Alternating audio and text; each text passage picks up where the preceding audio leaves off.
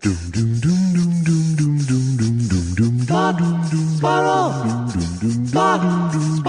2 Jews, 2 mics, 2 hours, starting now. I had remembered in my mind that you had said you were kidding with me. Yeah. And you had said something like, it's your fault or something that this is happening. Yeah. You said it was my fault. And then I forgot for a second you were kidding me. Yeah. So I was starting to get steamed. Like, that's a tough switch to flip. I know, but don't you think at this point I should be intelligent enough to not buy my own bait? Did you see my text about the word clusterfuck coming from the 60s? Oh, yeah, I did. Yeah, I did see that. But what did it mean? Like, okay, so it wouldn't have really required any technological advances for it not to happen before I heard it. Right. What did I think was the big technological? Like it was based on electrons. No, Paul Thomas Anderson said it, and you were mad at him, and and it was the first time you heard it, and so I said, well, he didn't coin it, and you were like, no, it came from. Oh no! I probably, if I was arguing that he coined it, I don't think I ever really thought that. I'd never heard it before. Right. He was. Every time he'd say it, he was looking around like it's pretty fucking good, right? I mean, it wasn't so overused at that point. A clusterfuck, or maybe it was overused. Yeah, that wasn't what the argument was. Was there an argument? Yeah. What was the argument about? What was the argument? The argument was you were saying it happened then. Oh no, I'm wrong. I'm wrong. That's all I okay. wanted. I'm wrong. That's all. Can we preface any argument with we that? Just skip to that? Wrong. I'm wrong. I'm wrong again. Okay, here's the thing. I feel bad about this, and I really do feel bad about this. I mean, you're going to make fun of me, but I realized in the middle of Kindler Keister, which I'm sure you watched. Sure. Take some notes, Josh. Hey, Andy, this new camera thing gives me a little reminder to go, get a fucking boom mic, dipshit. I know. I'm stuck on dipshit. I know. I accept the dipshit part of it. Very happy with it. Stupid dipshit. Dipshit is my fuck face. I'm afraid to go into Best Buy. You don't have to go to Best Buy. Just go to Amazon. I don't know. Just go to Amazon. Everything. Oh, it's so hard. What size is the boom? Susan wanted to know, and I couldn't answer it. Regular boom size. Boom size standard. All right. Here's what I feel bad about, though. What? I feel bad that I didn't. I really meant to listen to you interview Leno, but there would have been no way for me to have done it if I didn't make a note somewhere. Yeah, even when you said I'll listen, I was like, he's not going to listen. Yeah, but you told me the exact time. I thought you wanted me to listen. No, I thought, I wanted to give you the heads up. Okay, so now, can I hear it? I think it's probably, if it was, I mean, it was. Like on their website or something? Yeah, I think they have those shows. How did it go? It was fine, it wasn't like I got to score on him or anything, but did you slap him? I did not slap him. I had a couple questions I wanted to ask. One is the one sort of question I wanted to ask him was, are you allowed to spend the interest on your Tonight Show money? But I didn't get there. But he came out. That would have been good. I did ask him, are there arrangements to keep your car collection intact once you're no longer intact? And he was like, yeah, it's not my problem, So he didn't really want to ask questions, He didn't want to. What did he want to do? He wanted to take over, and he did. Because, that's 45 years of being on radio going, I could do a good spot, or I could let these guys fuck it up, So he came out of the shoot. Actually, he came out of the shoot with huge praise from Mystery Science Theater. Oh, okay. The genius sound, really went on, and I literally said, "You've disarmed me, Jay Leno." Do you think he's watched it? Yeah. Oh, okay. As much as he's watched anything. Well, I mean, you're kind of belittling the thing. No. What, belittling? No. No, I don't. I just don't see him going. And then the robot said so. I just don't imagine him. He's too self-involved to watch. Yeah, but it's like 600 jokes. Right, that's true. What did you just say? You're making fun of the thing. You're belittling my thing. Do you really think he watched it? Huh? I for some reason, here's my thing with him. He does know nothing about sports, and he doesn't listen to any music. Yeah. So he listens to no music and sports. So I just felt like... Yeah, but he had like a wall-sized TV in 1992, so... But they had porno on it. Yeah, and other stuff. All right, so he did... So most of the we did 2 segments with him, and most of it was him telling extended stories. About what? Like cars or people? Like, how he came to a couple of different cars, and yeah, and they were perfectly good stories, Yeah, whose were they? Because that's what he's famous for. Stealing people's stories. No, he bought one story. He bought the story from George Miller. That's what you're supposed to do. No, the one about Dinah. I was on Dinah Shore, and they told me to wrap it up early.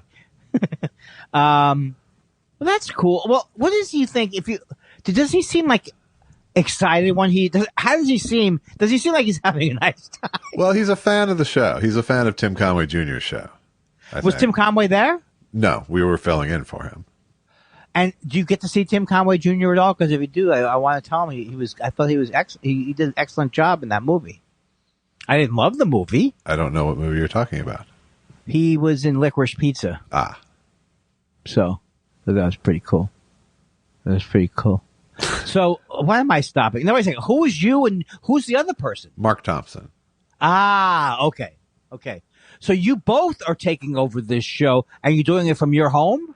We're doing it from Mark's home, who has a full, That's full not bad, home. right? He does a daily radio show in San Francisco too. Isn't that great? Can you imagine going down to the KFI studio? I have many times, but this is way better. Oh, you mean you have even recently? Last time I did radio, I guess it was December. We still did it from his house, but that's because I literally I had the option. I was like, nope, your house, much better.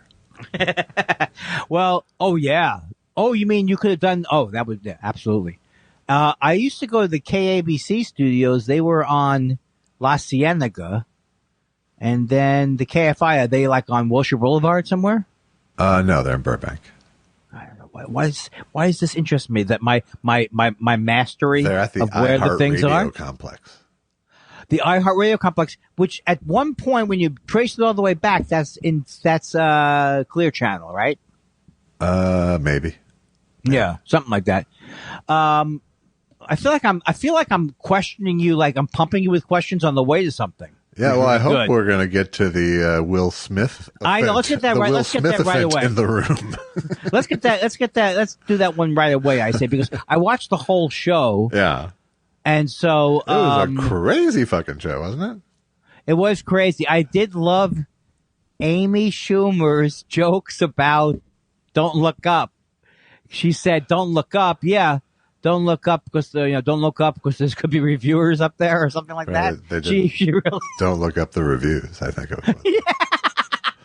So I thought she was pretty fun. That was the only spot that I thought that. They did okay. I mean, we're not criticizing how the ladies hosted the show. That's not our point. Well, at least out of the chute. Oh, okay. Yeah, the opening thing was fine, and Schumer's monologue was strong. I thought was strong. And short enough. Who's the other lady? Is the other lady a stand-up? No, she's an actress, I think. Oh, okay, Okay, right. She seemed like she had a good sense of humor.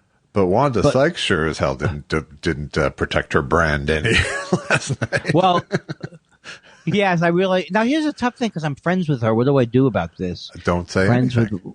Don't say anything. Yeah, duck. Duck and cover. There were two of my friends. It's not like she wants the Kindler take. No, she doesn't. Two of my friends were involved in that thing, and I know you think that I'm name dropping just because I met. God damn it! I was going to say someone like Wilt Chamberlain. That's not good. Okay. I don't even know. I know. Tim Batley is a great guy. He's a really funny guy. You probably recognize him. He did this. He did the thing of her where they went to where they visit. That was a bit that they went. The incredibly unfunny visit to the Academy Museum. It wasn't very good. No, it's terrible. Honey, I just called you honey. I just called you honey as if you were Susan. honey, you just listen to what you just said a minute ago. She said, duck and fucking cover. I'm ducking the covering over here. All right. So, okay, let's go get them later. All right. So now, okay, so go ahead. Do you want to open? Well, I mean, honey? Yes, doll. I thought of you because it's your worst nightmare to tell a joke about somebody and have them come and punch you. Yeah, but you know what? Here's the thing, and I wanted to ask you this before we begin. All right. There's no reason for this, but my sympathies are with Will. Not you don't punch people. Yeah. I mean, you don't do that. Sure. But the fact that he made this joke about her that was like a really horrible joke back. I remember when he made it, when he hosted it that year. He goes, Jada Pinkett Smith says she's going to, remember when it was the Oscars Too White? Oscars So White? Yes. Yeah. So he says, I'm going to, she said she's going to boycott the Academy Awards. You weren't invited. How can you boycott? Now, here's the thing. These types of jokes, the reason why Chris Rock, does these jokes a lot that don't work. Meanwhile, Ricky Gervais is a genius, right? But he had more of a joke to it than that. Yeah. Well, the addition wasn't better. That's like me boycotting Rihanna's panties thing. Yeah. Her panties, Josh. So you were defending no, not in a fight.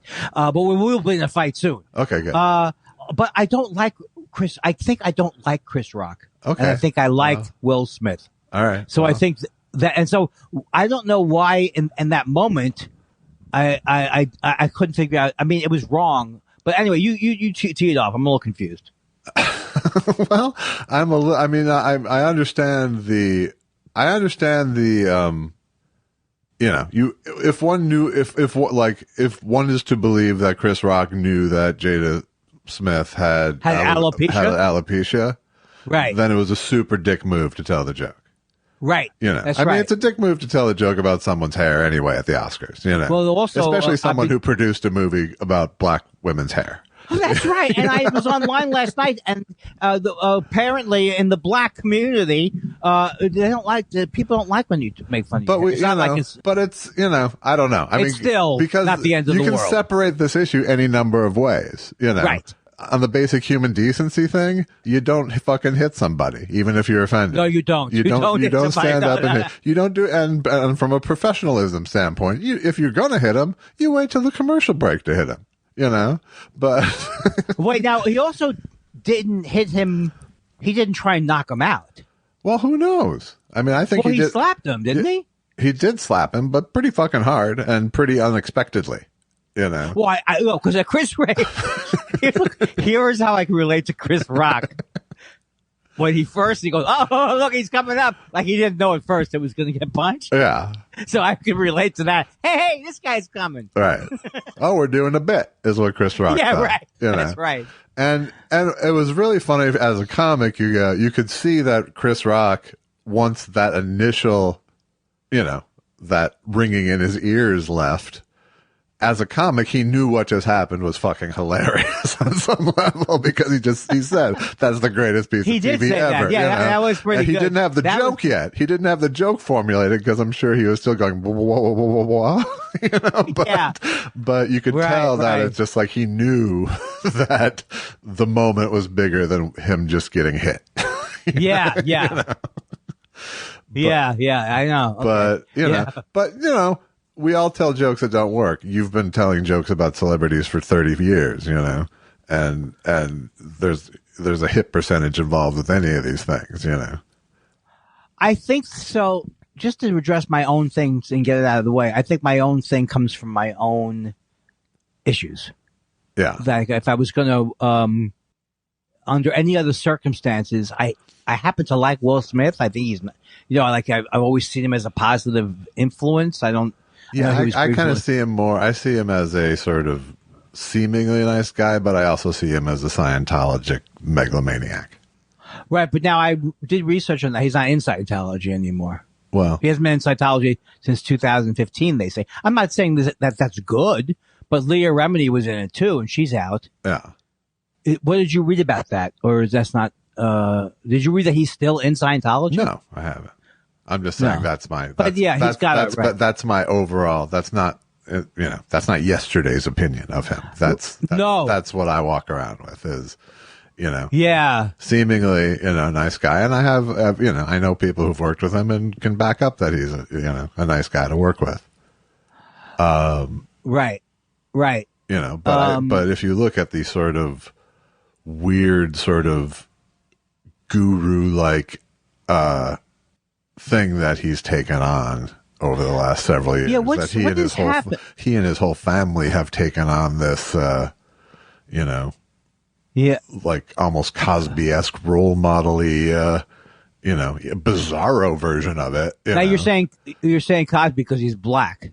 No, I'm saying it because it's sanctimonious and preachy. Oh, that actually does track then. And that tracks. I was gonna delay you because I know I do it. I'll do the black thing. Like, that's a black guy. Let me relate to another black guy. No, it's Gwyneth Paltrow too.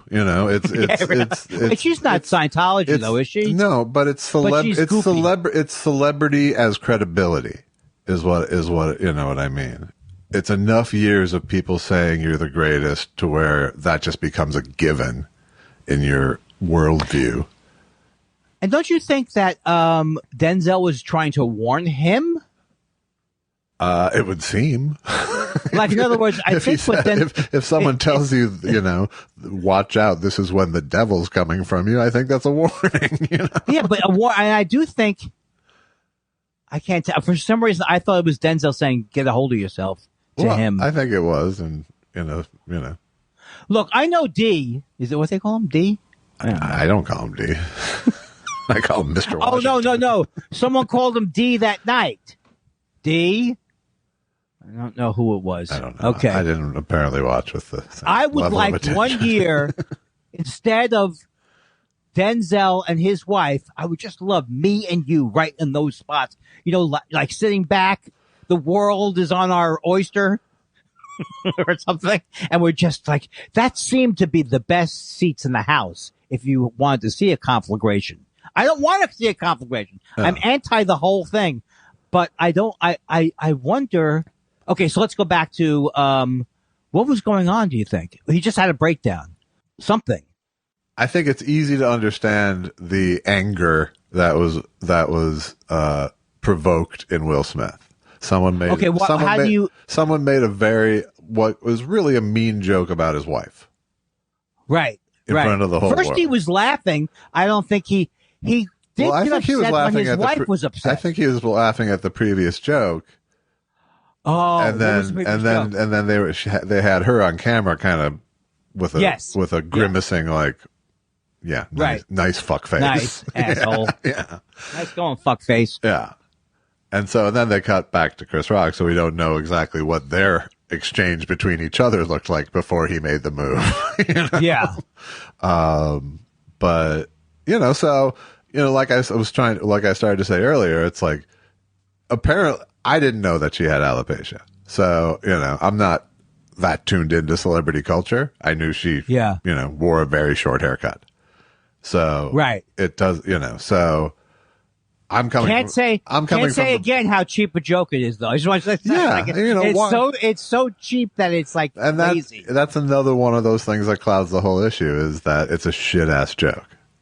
From every angle, it was a shitty joke. It was a shitty joke, if alopecia aside, and it's an even shittier joke once you know that he's making fun of someone with an autoimmune disease, essentially. Hey, autoimmune disorder, more like autoimmune takes the hair off your head. Where are you people going? But the truth, but if Will Smith wanted to hurt Chris Rock for that joke, he could have done it in the mic in the press room, going, "It is unconscionable that Chris Rock would tell that joke about my wife."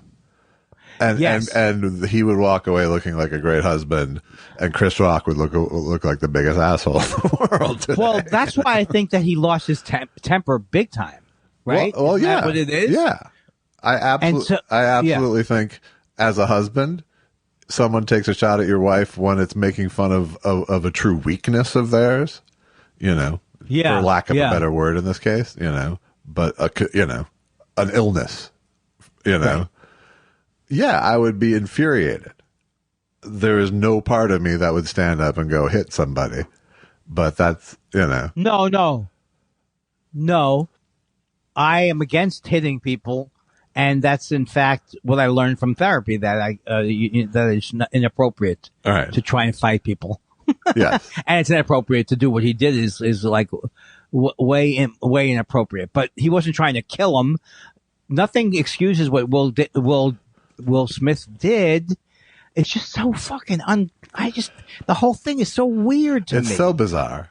It's so bizarre, and it was like, whenever you see violence, it shakes you in some way, and so yes, and so it it was the weirdest fucking thing, and then and then he was talking about wanting peace, and then it just like reminds you of like the horrible, horrible world we live in when you go look at like, okay, here's millions of people. It's like the world's biggest, worst joke room, writing room, where a million people are fucking pitching on the same thing.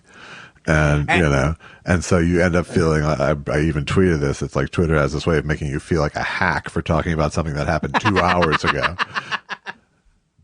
Yeah, it does. It really does. And, but it's just like, it just shows, I mean, it's such a perfect thing to just show you how fucked we are, because everyone takes this thing and makes it about their own thing. You have right-wing people going, if this was a white man who did this, it'd be... Oh, no, and you have, really and you have the people going, violence is never the thing. And you have the, I missed the second thing you said. It's violence is never the answer. And you have comedians going, this is a horrible precedent. Like, what the fuck? As if this is what's going to start happening. Right. This has given violent hecklers the green light to come punch you on stage. It's interesting to me that I seem to be, as I'm getting older, or I know I'm old, but I seem to be like and I don't know if this is a part of like the OCD disease, but I'm kind of able to see everything from all sides sometimes.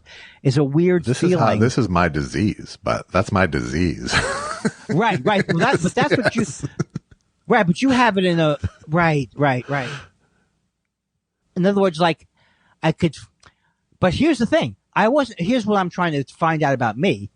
I just realized why I found out about the reason why I don't have as much sympathy for Chris Rock is because I have all these feelings about Louis C.K. and all of these feelings that make me have mixed feelings about him for no real reason. Right, but really. Here's the thing about I'm saying for no real reason. No, I understand, but I'm trying to almost let you off the hook for that. Yeah. Whatever that means. Is that it's only because of social media and shit like that we feel like we have to have a stand. We have to take a stand on this issue or have a strong, well-defined take on this bizarro fucking once-in-a-lifetime thing that happened. We all now have to have a firm policy about, is it okay to punch on the Academy Awards, Right. And it's like, no, it's this weird fucking thing that happened that you don't have to take a side. The world doesn't have to be so fucking black and white. It was just a fucking weird ass thing that happened between two very wealthy men on TV, so they'll work it out. It'll all be fine. That's so perfect the way you said that. It's so true. It is so true. But everything has to be a fucking cultural harbinger, and it's just like, no, it's just this weird fucking moment where a bad joke went wrong and someone fucking snapped and, Yeah, and then the whole thing, I could feel, even though it was wrong what he was saying, not what I was saying, it was like, I could feel like, oh my God, would I be, if I was in that much trouble, be saying something like, I just wanted this to be about peace. You know what I mean? Yeah. Like at that moment, that just didn't seem like he was a bad thing to say. I think he was just wrestling right in that moment with what he was going through. Yeah, I don't know I mean, there's no good way to play it. Yeah, there's no way to go. I do think he should, regardless of how angry he was at Chris Rock, he should have apologized for hitting him. he did. I think he should apologize now, don't you think? I still think, yeah, there's still a shot. And and hopefully that, through some sort of channel they've communicated, but Chris Rock, I'm sure immediately in his head is like, all right, got my next special. Yeah, I don't think but the thing is, it's not like he should feel bad, but the whole thing is creepy. It's not going to be funny 6 months. Maybe it will be. Well, if it's coming from the perspective of the guy who it happened to, yeah, it probably will be funny. Yeah. And I think Chris Rock is funny, so we're coming from different perspectives on that. Oh, no. I don't think that. I think I really hope. I think I have made the mistake of saying, like, I don't think he's funny. I do think Chris Rock is funny. I don't love a lot of what he does. I don't love the way he does his act. And I love him better when I've seen him in clubs working on his act. Right. But he's a brilliant comic. Okay. I think. I don't know. Well, my test of my test of brilliant comics is always, you got to at least have that, their best hour is always my thing. Right. And his best hour is unbelievably funny. Yeah, it's really, really great. Yeah. Yeah, he's hilarious. The thing is, I've seen him in so many, it's like, I think I've watched him my whole life because I saw him, he kind of struggled when he was on Saturday Night Live. Some of it was very funny, a couple of things he did. But, anyway, that was... I like how the 65-year-old man says he's watched the 50-something-year-old man his whole life. Yeah, how's that possible? It's not so possible. How old? Oh, that's right. Right. But I guess I've been watching Saturday Night Live forever. Yeah. Every version of it. Because he used to do Nat X, made me laugh. It was the man won't let him have more than 2 minutes. Yeah. Remember that bit? Yeah. I don't know if I ever liked his show. Did you ever like his show? I don't think I watched much of his show. His HBO show is all right. Yeah. All right.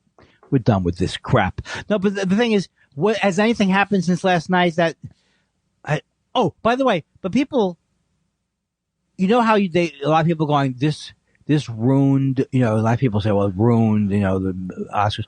Meanwhile, the news loves every 3 weeks to show in Belgium when they have a fist fight in their parliament. You know what I mean? Yeah. This is always a delectable thing at the end of a news show. Yes. Somewhere, someone at the Academy is not so unhappy about the relevance and the I love conversation.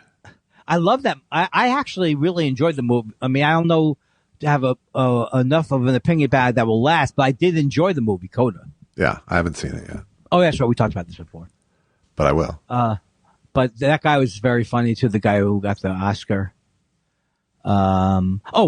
The other stuff I didn't understand. Like, I didn't even Well, it's I sign got confused. language, Andy. I'm just kidding. Like during the memoriam, they stopped the memoriam and they did a thing about Ivan Reitman. But then I was just confused. The memoriam was a big fucking bizarro, bad taste mess, I thought. Why are you putting people dancing in front of the images? Right. Well, and why are you choosing like Spirit in the Sky? Why not do So Long Farewell, Auf Wiedersehen, Goodbye? Well, it seemed like they were doing the weirdest fucking. They seemed like they were doing like you're saying, like mocking type songs. Kind of. You're dead, and everyone knows it. I mean, it was like one of those dances, wasn't it? Yeah. And you can't have people dancing in front of when I watch the memoriam, here's where the memoriam has to be. Yeah. I see each person's face coming at me. Oh, right, they died. Oh, right, they died. No, I don't do it like that. Died. I have a depth of personality. Right, they died. No. I forgot they died. I have a huge connection. Oh, right, they died. I have I'm so empathetic that I'm able to feel everyone's pain. Oh, okay. You know what's bad, though? What's sad to me is I don't remember Ivan Reitman dying. He just died like a month ago. Yeah, recently, yeah. He was young. People are too young. And what makes me upset? When someone just died, another person just died. Taylor Hawkins, was my exact age. It's not as funny when it's my exact age. Oh, okay. That's right. This is the guy who's the drummer for the Foo Fighters. Yes. Yeah, that's who very like I just became emotionally invested in like within the last 2 weeks reading Dave Grohl's book. And then that is just terrible. That's terrible for you. it is, isn't it? It's all about me. It's not awful for just for you, but I keep thinking, I have this feeling that fentanyl is the most destructive of all of the things that will kill you that we've ever had in the recreational drug market. I'm just speaking as a consumer. Well, it's because people don't know they're taking it. Right. Well, they don't know they're taking it because they think they're taking oxycodone, right? No, it's like they're putting it in Coke and stuff now too. Like there are test kits out there to test your cocaine for fentanyl. That's, you know what? I don't know what you call that. Ironic.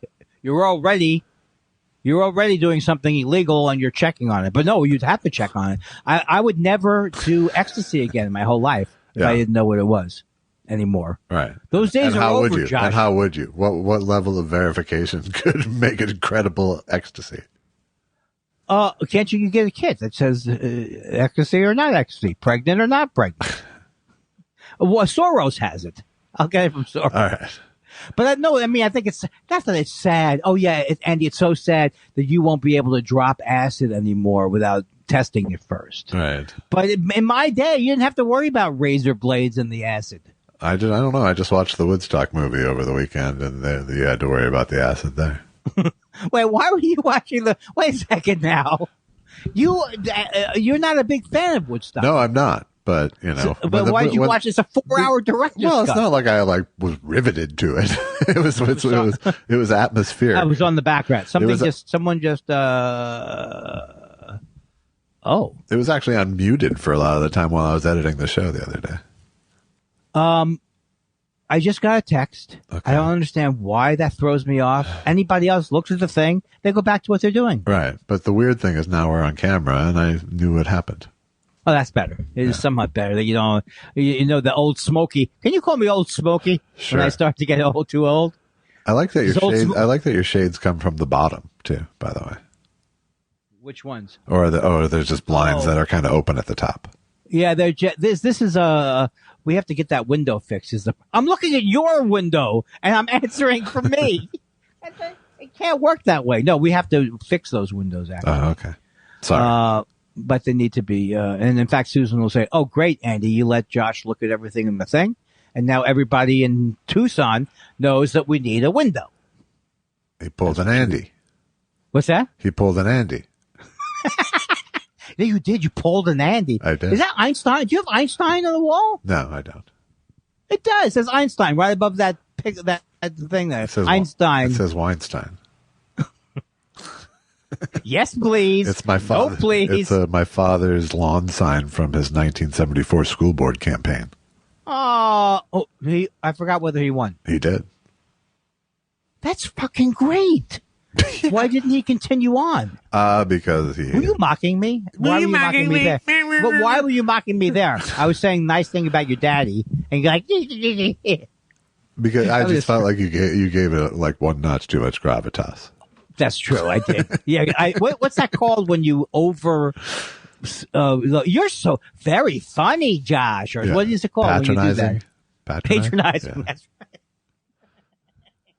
But then why is a patron positive? But then when they patronize, it's like a George Carlin bit. Yes, it is. Why do they call him? Although he tended to have the punchline.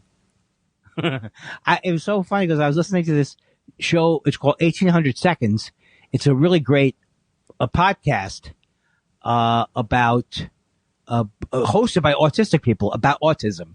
And so the one guy was saying that one of the reasons why he's very, very bright. He's a tech guy, but there's certain things that his autism doesn't allow him to do. So if it's like preparing food, if it's more than 2 steps, he can't figure it out. It's like he takes it literally. So for example, on the plane to him means on the plane. If you said to him, go on the plane, he wouldn't know that you meant in the plane. Yeah. And that's actually a Carlin bit. Right. Just save it. Say I got sick or something now. Hold on, Josh. I really don't feel well. That joke was a near miss. They should say near hit. Oh, why did they call it tomorrow? I think he had a bit. That was why a they near call it miss from tomorrow. a jumbo shrimp. I just can't. I always go back into Rick. What's his name? Moranis. Yeah, they have blue food. Weird. For some reason, the phrase that always stuck with me from the 80s of the HP was, something's gonna foul inside a tomato. It Wait, looks like it's Rick not even Moranis? finished yet. It looks like it's still in the larval stage. Is that Carlin or Moranis? No, that's Carlin. Something's gonna foul inside a tomato. You know that when he came up with that, he thought that was a very clever turn of words. Yeah, it's just, he in Scheidner's History of Comedy, he talks about how Carlin reinvented himself 4 times in his career.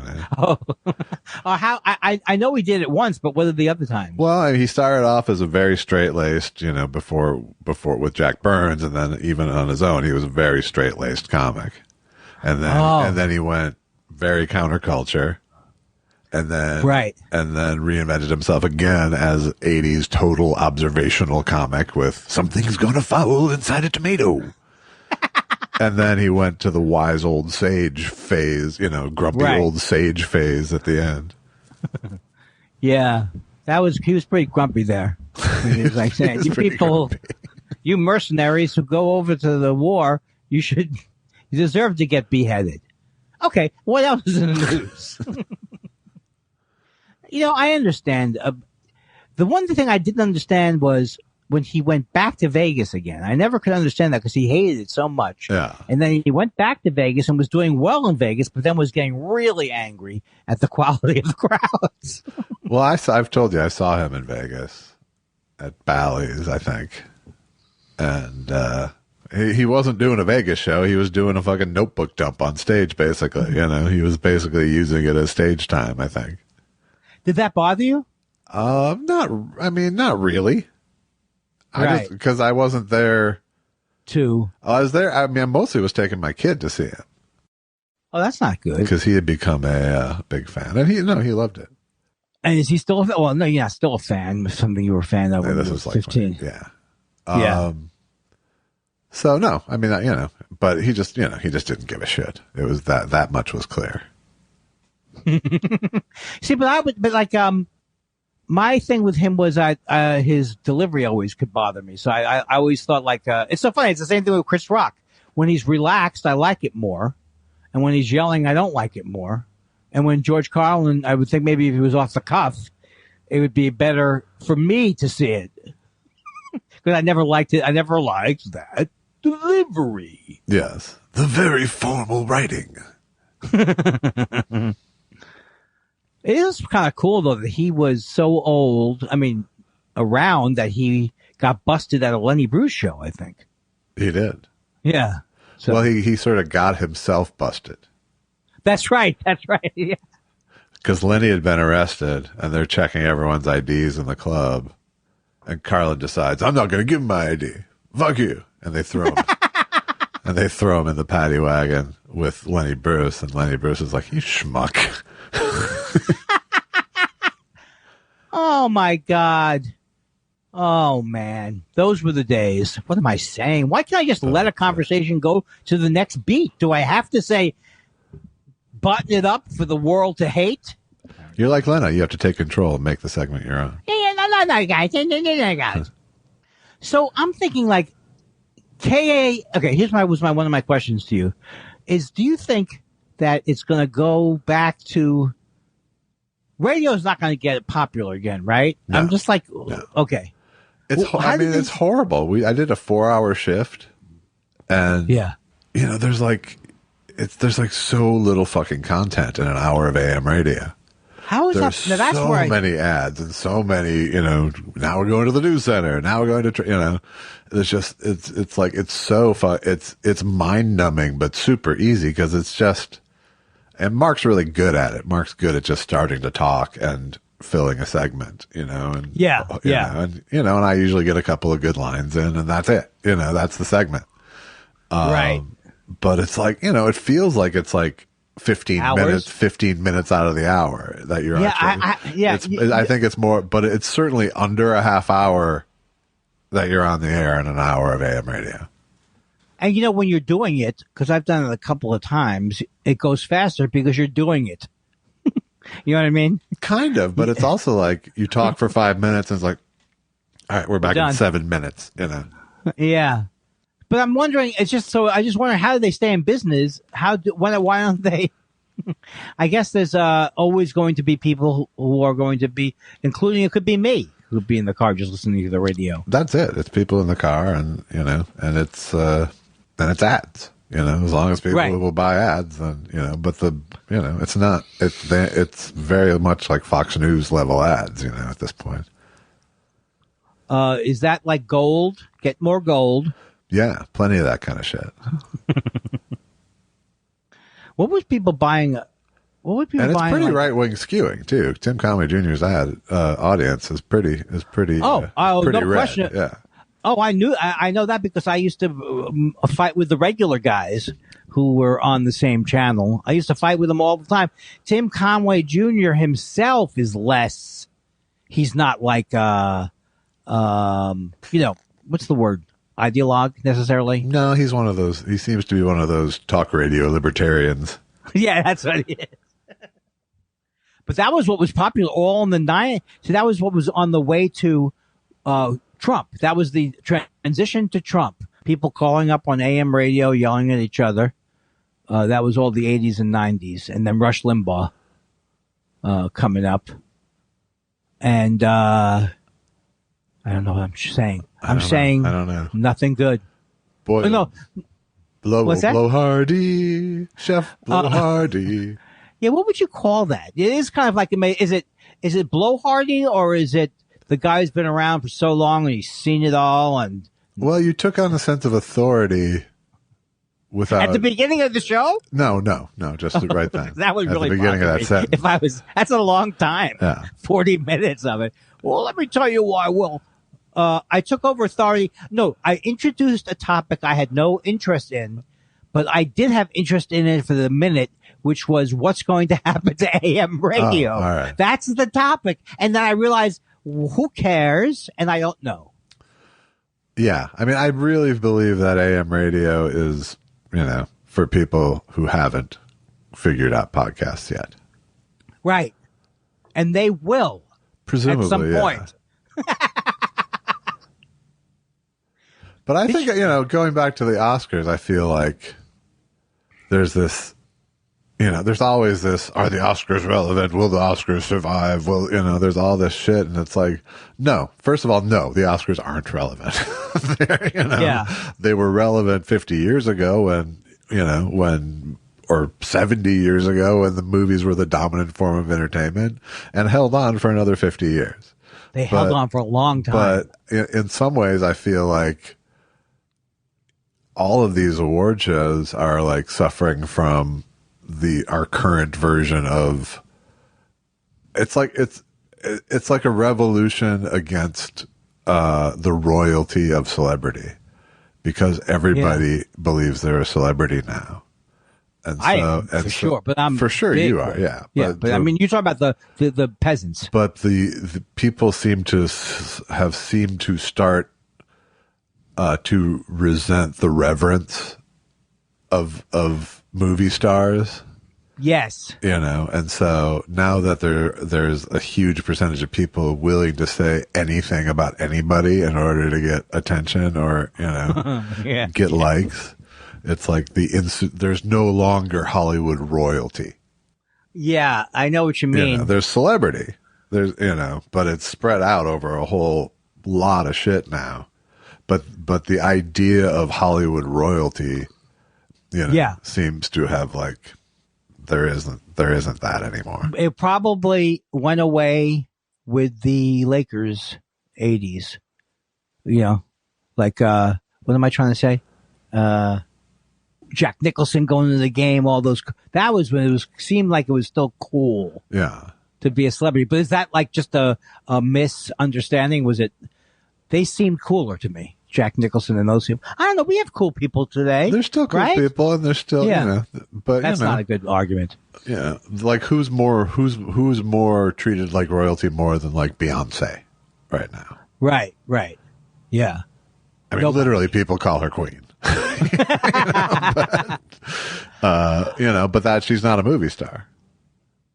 Right. Well, the other thing I heard was that someone was saying something like, what was the thing about Sean Penn was said we should boycott if Zelensky doesn't get time? Do you know anything about what happened with that? Yeah, I don't. I just saw the thing of Sean Penn says he'll smelt his Oscars if Zelensky doesn't. Wasn't it?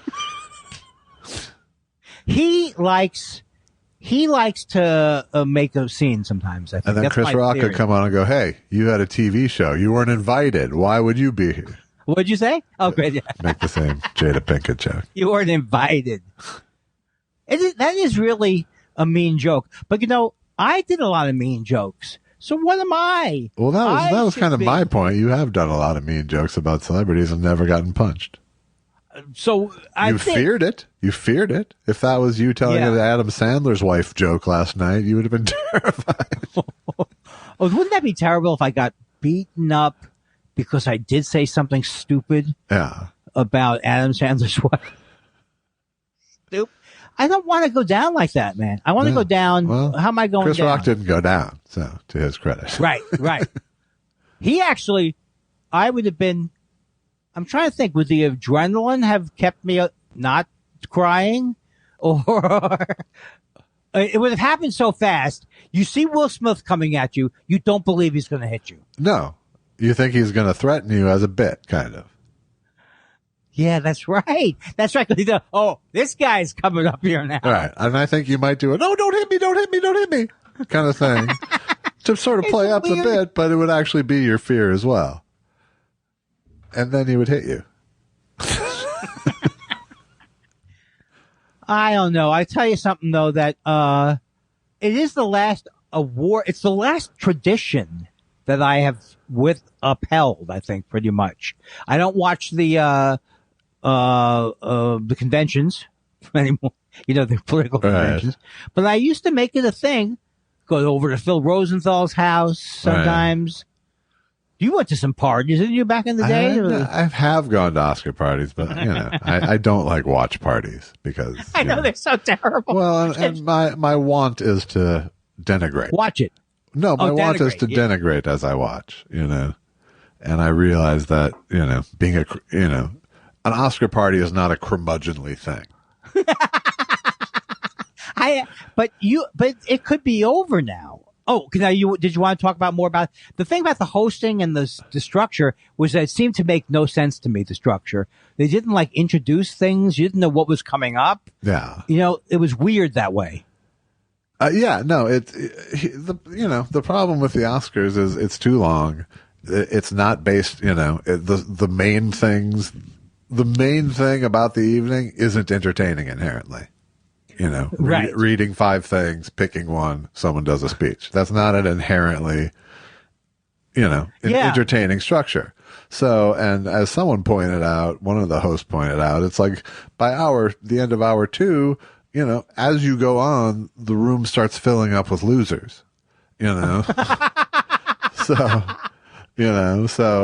by the end of the night in that third hour, it's like there's 80% of the room has lost an award. And didn't they cut a lot of the awards, or they wanted to? They did like non-televised and then showed, edited versions of it. Oh, is that what they were making those speeches? That was at another event? That was at that event before the cameras came on. Oh, man. Unbelievable. Well, I don't know what's going to, I hope those two patch it out. You know what? It does. I just realized something. I think it feels nightmarish to me because we just had this talk, and I realized that then the world is also every day there's a big problem with the war. Yeah. No, bigger than that. Yeah, it's a bigger problem. Yeah, bigger than the Oscar snafu. Yes. And Something's got to give. Was that a movie? Something's got to give. It was. Oh, okay. Is that Jack Nicholson? Is that where he had the OCD? Yes. It is where he had something. Something, yeah. I don't think it was a good movie. I remember liking it a little bit when I saw it. Yeah, I can't think of one thing. I think As Good as It Gets was the one. That's where the he had one. OCD. Yeah, okay. So but what's there is a Something's Gotta Give. Okay. One of my favorite movies by that guy who did Sideways was About Schmidt. Yeah. That was a good movie. Yeah, that was a good one. Yeah, hey, Josh, remember Summer of 42? Not too bad. Not too shabby. Remember when we were in the Army? Do you think that I am a hopeless case? Or do you think there's hope for me when they come up with... I think you're a hopeless romantic.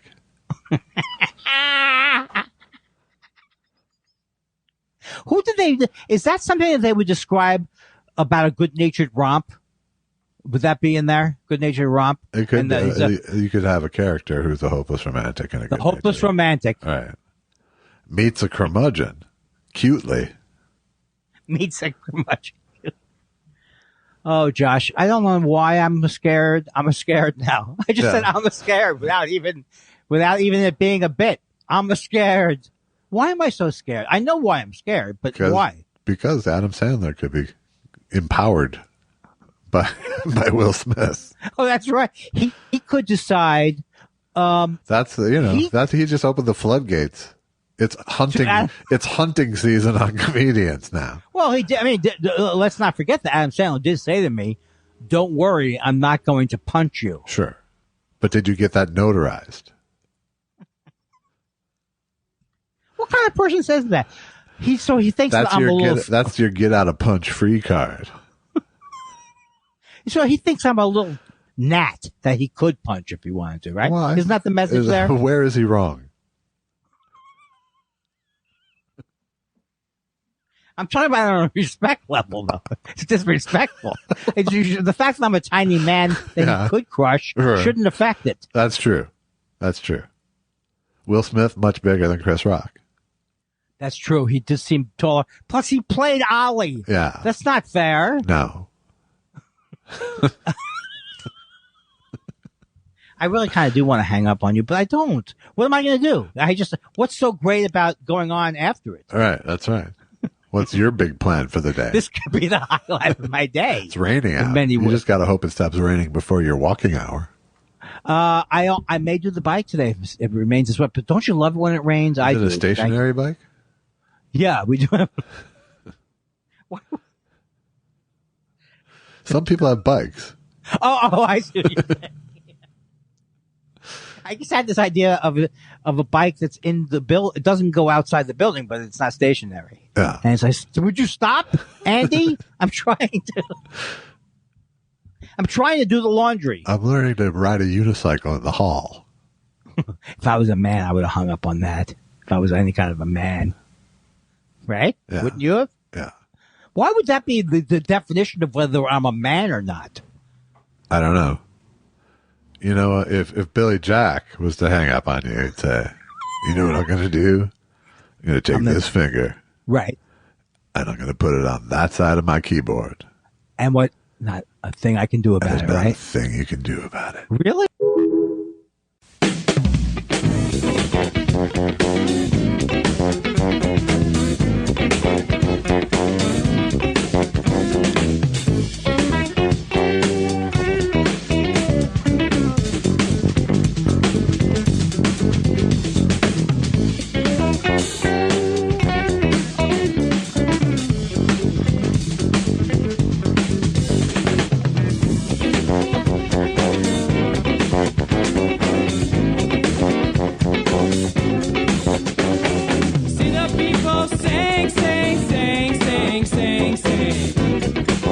They sing together.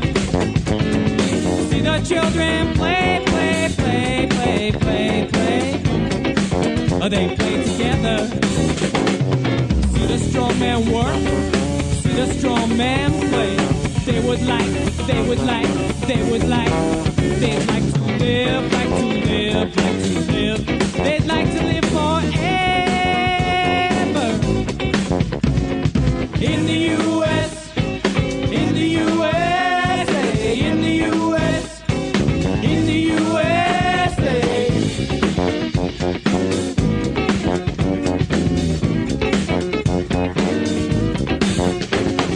You can't speak if you don't shout, don't you shout, don't you shout, don't you shout, don't you shout together. You can't walk if you don't walk, don't you walk, don't you walk, don't you walk, don't you walk together. You can't speak if you don't shout, this is how we work it out. We always work it out, work it out, work it out. We work it out together.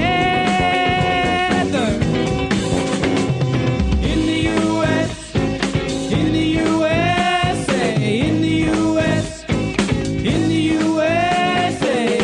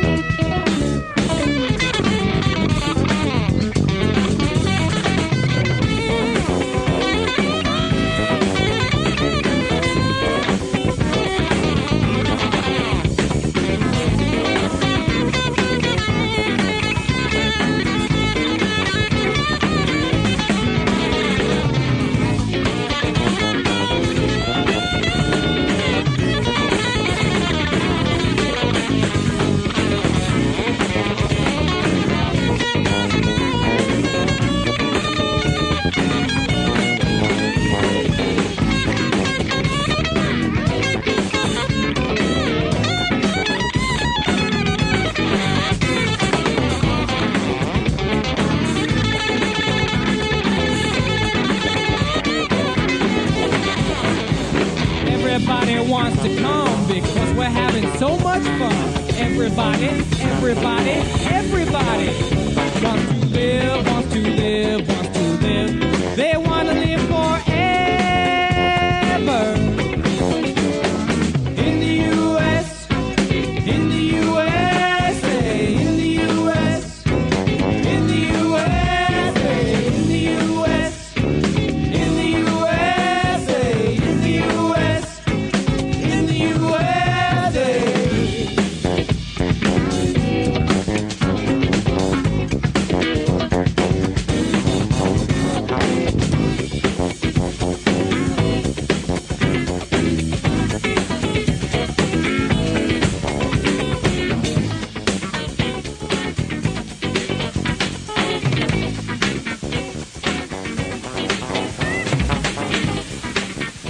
Thank you for being flexible today. I appreciate that. Sure. Can I take my leg from behind my head now?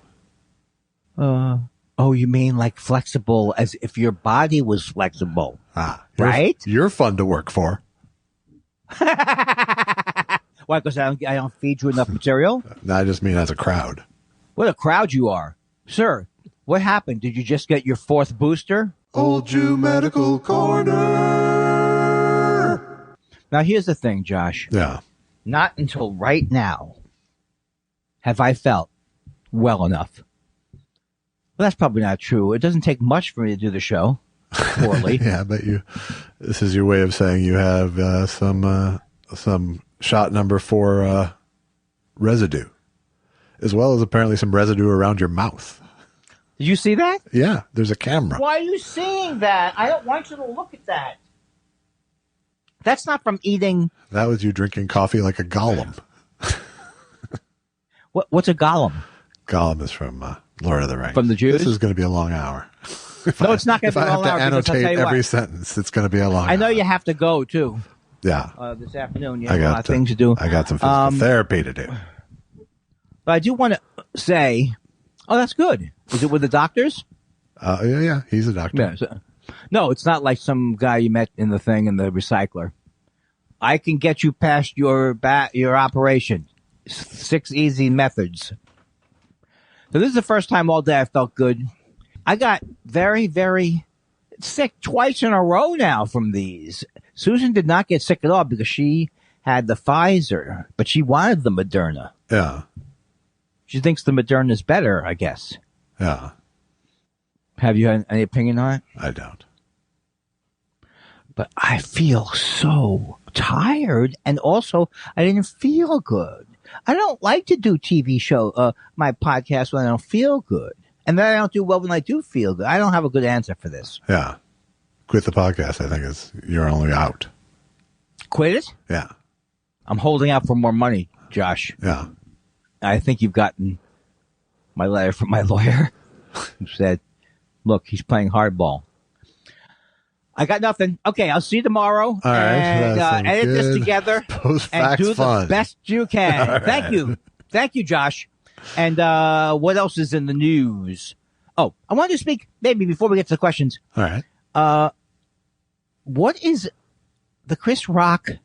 Oh, geez. I don't even know if I have an opinion. The whole thing is still weird to me. Yeah. And I don't know why. What do you think of it on the aftermath? I'm tired of it. I know that much. We last spoke on Monday, and it's now Friday. And it's still headlines with blah, blah, blah, finally break silence on blah, blah, blah. You know? Well, the thing that bothers me is, like, I can relate to, I think we could all relate to someone fucking up, right? I never have hit somebody, but it doesn't mean I'm a better person because I never hit somebody. I could claim that. But I think some people are like, they don't even see he should be free. It's like it's not like he's bombing Putin, like Putin's bombing civilians. All right. You know? And so this idea that there seems to be a lot of joy in that Will Smith was disgusting. People seem to really enjoy ganging up on him. Yeah, and, because it's very rare that someone does something that weird. Well, no, that you can tear someone down who comes from that high a height. Oh, that's true. People take tremendous joy in that shit now.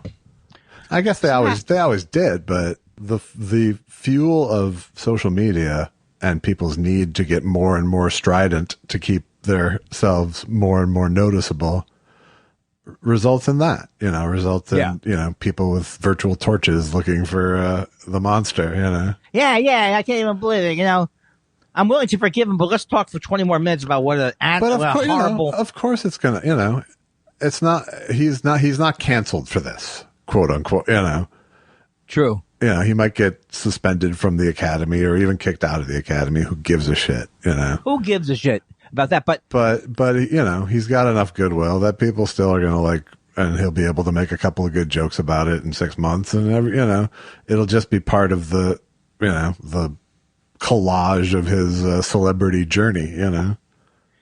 I was going to say though that I do think. Remember you were talking about. Look how Zsa Zsa got over it. What did she do? She hit someone? She slapped a cop in 1986.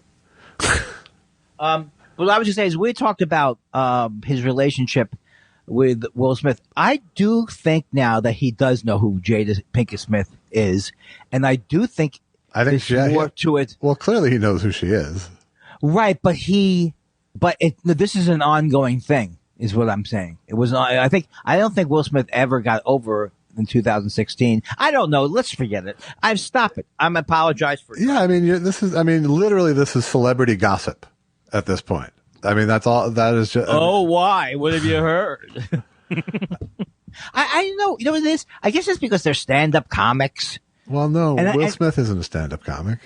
Well, he's a comedian. No. Don't you think he's a comedian? He's an actor. And there is a difference. And a rapper.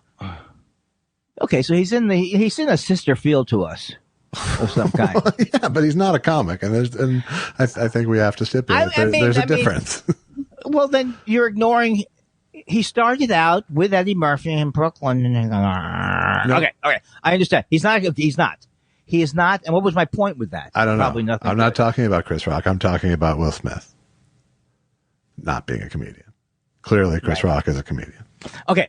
That's not what I'm relate to. Right. What I relate to is the horrible situation that ensued, and I can not that I relate to everybody's all sides, but I can relate to doing something stupid that I regret. You know, which I know in my case, I think everyone can. I just, you know, it's not a real thing. Is my point. None of this is a real thing.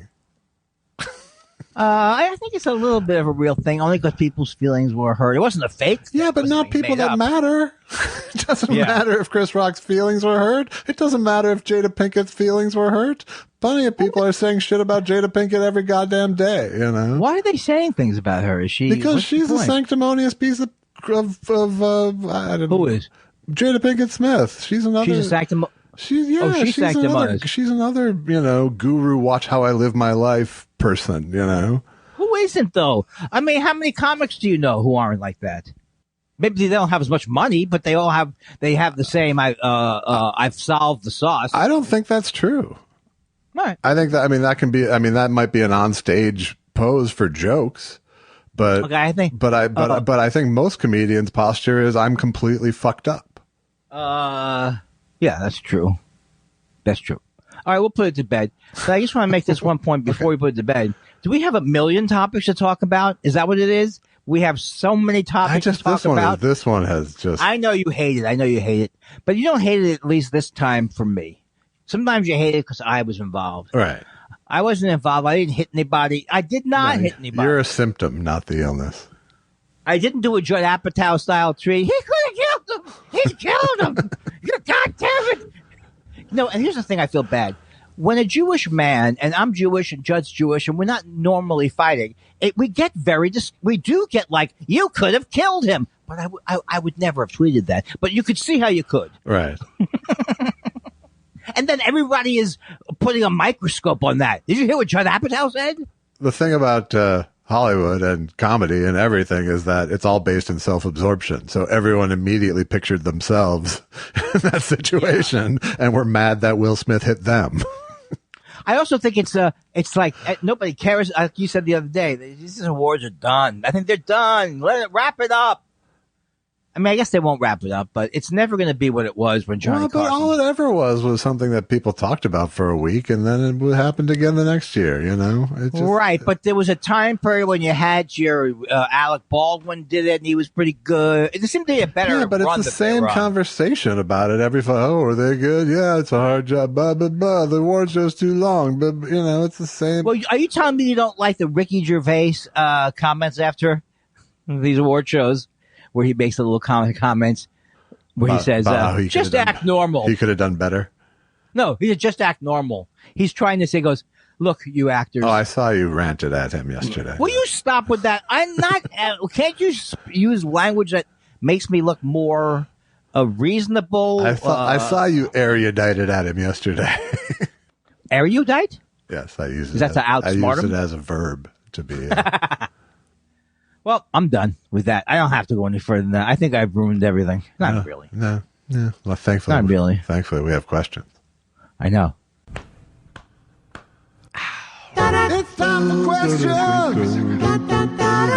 What do you want to know? We love your questions so much. It's half our show. Half our show. We've got lots and lots of letters.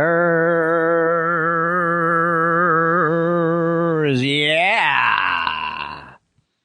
Pickle says, when is the last time you thought about Jim Croce? I think about him at least once a week because I was a big fan of his.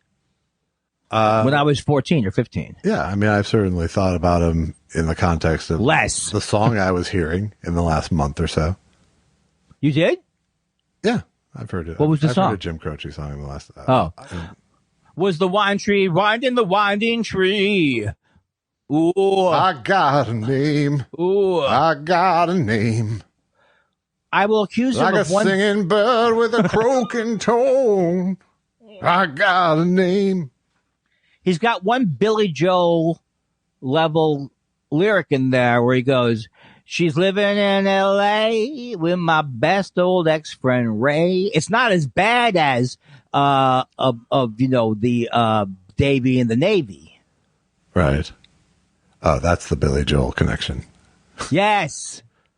Davy's in the Navy, and he probably will be for life. What are some other examples of Billy Joel's bad rhymes? Or are you just going well? Almost every line in that song is horrible. Right, but beyond that song. I don't. You know what it is? I know I can prove this because he's got a lot of these songs where he apes other people's music. Ooh, ah, ee, ooh, do, do, do, do, do, do, ah. That song is horrible. Where you pretend you're doing a 50s song. Yeah. Do you know that one? Sure, of course. It's terrible, right? I don't hate it like you do, apparently. Or this song's terrible. I like it because it was all him doing the harmonies, and I obviously have a certain connection with that. But he's not a doo-wop guy. Yeah, he's saying he is. He's saying he is. He's not. He's saying that is his. You don't realize one thing, Josh, that's very important. I came from Queens. Yeah. So I'm already defensive about people like him. They're already obnoxious to me. Yeah. Don't you know you got the who? He's from Long Island. He looks like a guy from Long Island who what would you say? Who takes his boat to his residency at Madison Square Garden once a month? Is that he stopped with the he closed out for the pandemic? Yeah. Well, I think he closed Shea Stadium. Yes, with the concert. Yeah. Yes. Here's the thing. I like him in Queens. I like him. I don't dislike him. I'm not really defending him so much, but but it seems like you put all your eggs in the Piano Man hate basket there. I have very few bits that work over and over and over and over again, Josh. Yeah. You want me? I actually do. I talk about his other song. I feel like that song has been lyrically zaprudered by many people. Okay, how about this one? World War II, the Spanish-American War, and World War I, even earlier wars. Absolutely one of the worst songs of the 90s. We had nothing to... Look, yes. I don't know why are you hawking me about the fire? Absolutely. One of the worst songs. Well, you have to say that I'm pretty good with it. I got a little range. Good. Yes, it was, hey, I read an almanac. Yes. But I don't mind when REM does it. I love that song. Yeah, but why is that different? Because they aren't trying to teach you anything in that song. It isn't a series of facts. It's a series of words. It's a cool song. Leonard Bernstein. It's Bernstein. Leo Bernstein, B.O. Bernstein. We had nothing to do. No, see, that's not the fire song. I almost got confused. What if those two combined? It's great. It starts with an earthquake, birds and snakes, an airplane. Lenny Bruce is not afraid. I have a hurricane, listen to yourself, turn world, serve its own needs, don't serve your own needs, feeding off an ox, beak, grunt, no strength, the ladder starts to clatter with the beer fight round, battered government for hire with... Yes, right. How about when he goes, right? Okay, yes, it's right. Time I had some time alone. What's that song? It's the counter melody of the, you don't really know the song. You don't. I do know the song, Josh. I get it. You're a better musician Leonard than Bernstein. me. You don't know the song. You are better than me. You know you have a better range. You're a better musician than me. I can keep going. But it's really impressive. Please. At least get through a third of the list. Karen. All right. Well, I think we covered that pretty good. That's a lot for when's the last time you thought about Jim Croce? Ben Earhart says, hey, are you guys all ready for Nikki Glazer's new reality show on the E! channel? I'm not going to. Here's the thing. I think you have to, first of all, if you're looking to just go for a head-on bash, us trying to bash somebody, back it in a little bit. Don't go the. Oh, yes. Yeah. Give us some, and also give us some information. Right. I'm friends with Nikki Glaser. I don't know what she's up to, but there's a lot.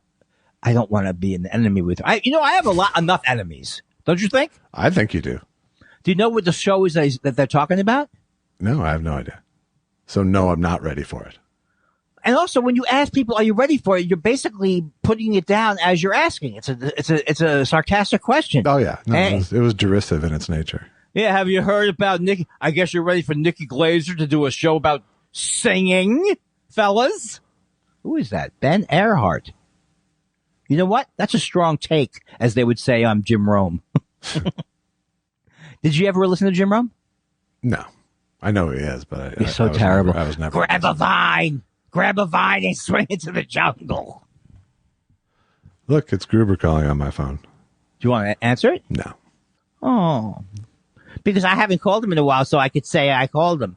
Stephen Elton Yates says, "Oh, was I supposed to? You were supposed to read that one." No, it's you. It's all you. Stephen, is this his song? Stephen Elton Yates, Stephen Elton Yates. Ooh wee. Stephen Elton Yates says, "Do either of you guys eat cereal on the reg? If so, what kind? Any favorite childhood cereals? If not cereal, what's your favorite breakfast food?" I can answer this because I think that my answer, while not being interesting, is newsworthy. It's filled with venom towards cereal, I know. No, I used to love cereal. I thought it was I would eat those like Honey Nut Cheerios and then one day I woke up and I just hated it. I know. And I realized it never fills me up. And it seems, and since that day, 5 years, I haven't had a bowl and I had it every day in my life pretty much. It happened on this show. Everything in the last 5 years has happened on this show, Andy. Do you remember me saying it? Oh, yeah. That's why I knew you had venom for cereal. No. Venom for cereal would mean like cereal hit me in the head when I was a kid or I got choked on. Captain Crunch called you stupid. Well, you do know the famous story about me as a little kid because, you know, my parents really weren't there for me or engaged with me, but they brought over cereal experimenters. Like you know what I mean? Like, what do they call those? I don't know. Oh, well, my cousin did this kind of work. It's where your job is to test marketing, you mean? Yeah, test marketing, Okay, right. Not cereal experimenters. Are you sure? I'm comfortable with that. But I'm telling you, it could make me cry thinking about it right now. Yeah. And here's why. Well, that's good. I'm glad we're on camera. Because the people said to me, "What do you think of this?" I felt like they really cared about me. Yeah. I guess I didn't have that from my parents ever. Well, my dad, but he wasn't around much. But your voice didn't count. You don't feel like you had a full voice in the house. Right, Yeah. right. And they said, "What do you think of the ice cream cereal?" I said, "It's good." It was like ice cream, like Lucky Charms. Yeah. But it was like mush. Now, have I told this story many times? No. Actually, this is a first. It's such As a far great as I memory. remember, there's probably someone could tell me I'm wrong because I forget a lot of shit too. Well, But I like it. So how many cereals did you test? Probably about 10 different cereals. Yeah. I mean, I was definitely, I may be exaggerating. They It seemed took like you it went on into all a day. thing, and No, it was in they came to our house. Okay. And they set it up in the dining room table. And I remember it to this day. Did you get a sort of stipend or an honorarium for this? No, I think I was like 9 or 8 or something like that. I was really young. Still, they should have paid you. I think my parents probably ripped me off. They I do bet that your all the parents time. got paid. I bet they did. Oh my God, they used to do that all the time.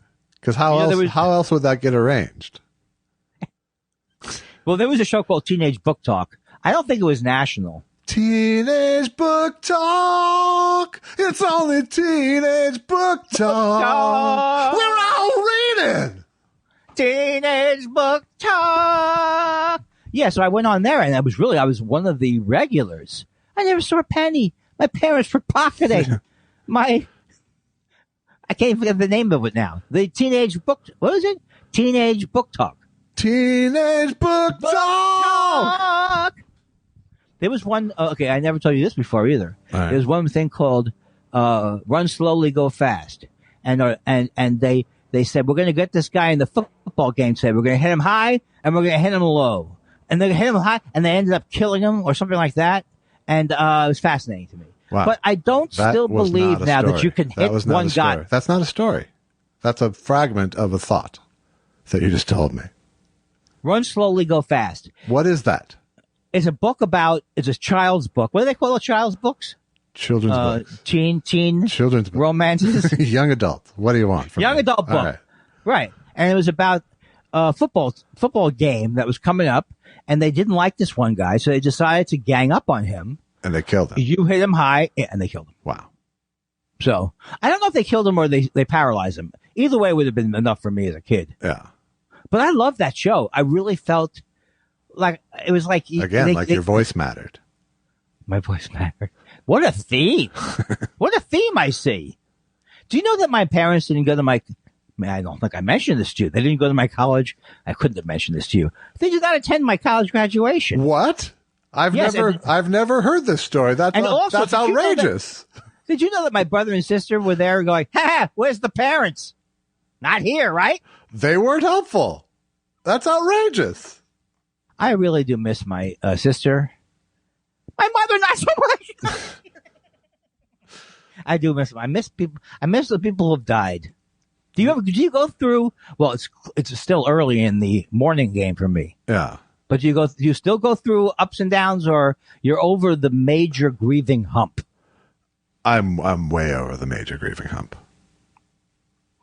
So there's nothing like you guys are out to dinner, and all of a sudden you see something from your childhood, like a rabbit. And that can't be a good story.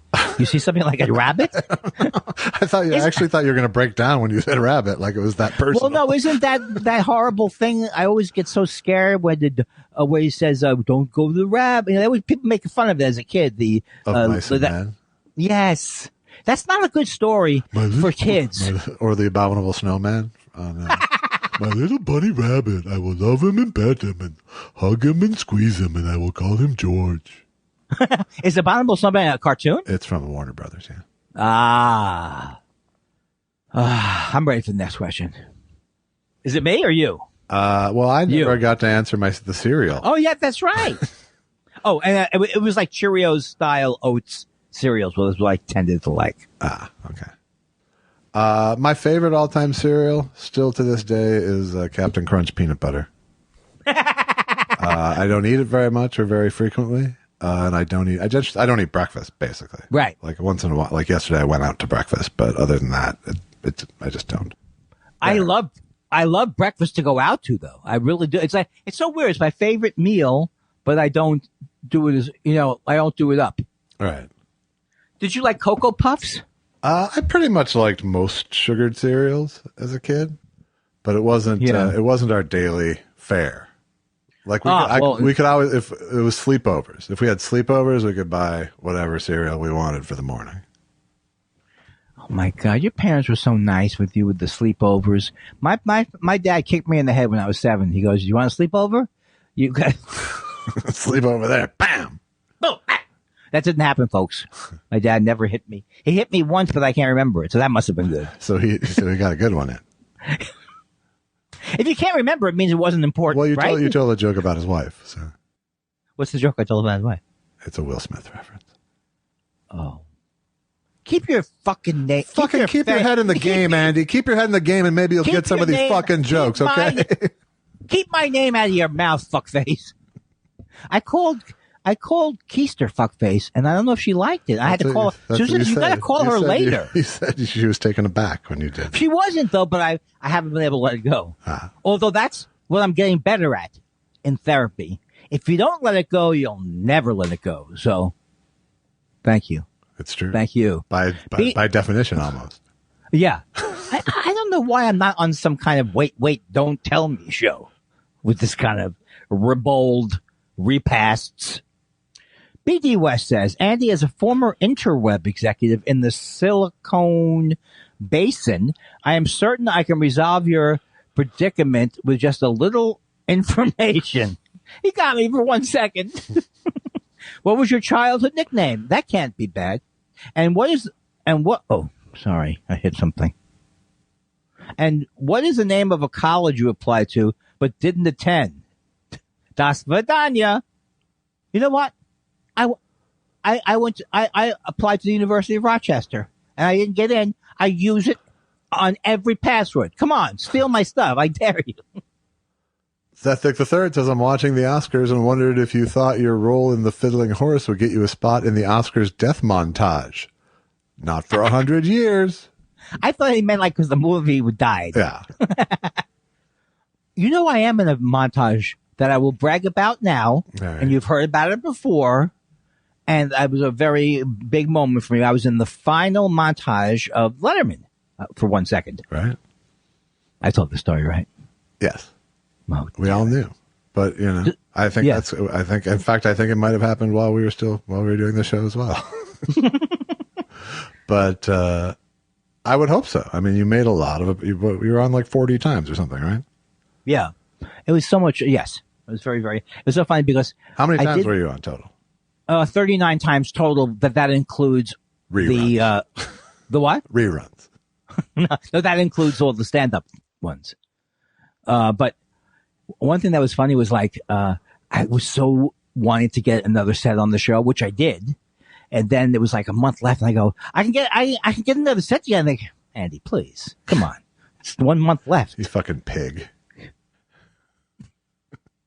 Did they say that? I don't remember that part of the story. That's what they thought. They thought it. Oh, okay. Seth And gets the still 30. do, by the way. I know, but you know what? I think don't care that was the taste you left in their mouth, actually. Right. Of all the things. And that also became a lawsuit, me leaving a taste in their mouth. Seth Dick III is back, and he says, would Will Smith have slapped Don Rickles? No, but he would have spelled his last name right. Oh, don't, Seth. Don't let Josh get to you. Many people spell Rickles like Ricketts. That's a nonsense question. Does not require an answer. All right. Eastside 76 says there can be 100 people in a room. 99 won't slap you, but one will. I like it. I like a pun. Eastside 76. No. I like his whole energy. Oh, yes, I do too. There's a certain south of the borderness to it. I love the idea that we're such a primitive culture that we can only identify and the Mexicans with their south of the border. Stereotypes. Yeah, I understand. Before we go further, this is the first time this happened to me where I tweeted something I thought was funny and it was just read like a horrible confession. Yeah. Did you read that one? No, I don't. Where I said, something like, I'm a terrible, I can't remember now because I'm nervous. But people responded with pep talks? What's that? Did people respond with pep talks? Yes, and a whole bunch of, Andy, we love you and stuff. And then Lorraine Newman even said, are you kidding? This is a joke, right? That's how bad the joke was. That's how bad it was. People are calling. Here was the joke. I said, Andy, face it. You're 65. You're unknown. And nobody wants to take your master class about a guy who never quite made it. It just sounds sad. It does sound sad, yeah. It does sound like it's worthy of a pep talk. Yeah, and then I had to... So it was embarrassing for a few hours. It does sound like it was written on a ledge. On the ledges are very... This guy's going to be out on the ledge if we don't watch it. Tweepahara. Every time I do my David Bowie singing impression, it drifts over into Anthony Newley. Bummer. Can I tell There's a star man waiting in the sky. He'd like to come and meet us, but he thinks he'd blow our minds.